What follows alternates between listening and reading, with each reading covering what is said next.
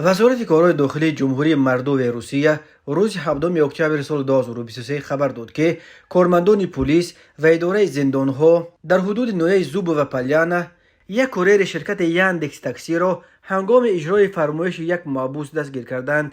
به ضد این قاصد با اتهام مساعدت به قاچاق غیر قانونی مواد مخدر پرونده گشودند. بنا به اطلاع پلیس مردوویا، یک شهروند 25 ساله تاجیکستان که در ولایت مسکو ثبت نام داشت در نزد دیوار یک محبس در نویه زوبوه زمان دستگیر شد که میخواست چند بسته را از سر دیوار به درون محبس پرتاید.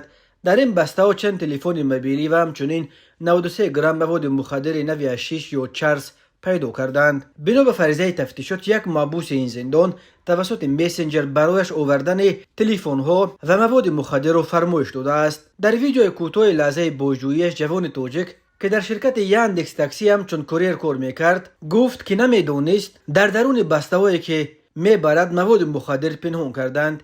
این جوان تاجیک میگوید چند بسته را به او آدمان برایش ناشناس داده خواهش کردند که به مردو برده به محبوس برساند.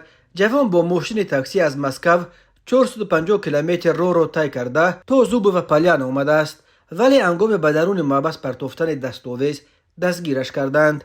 تفصیلات دیگر قضیه دسترس نیست. وزارت کارهای داخلی مردوویا گفت تفتیش حادثه ادامه دارد و تفتیشات در حال حاضر مشغول معاین کردن جزئیات و شریکان این جوان می باشد. در عموم بنا به آمار اداره فدرالی زندانهای روسیه، در محبس‌های این کشور بیش از 7000 تاجیکستانی ادای حکم میکنند.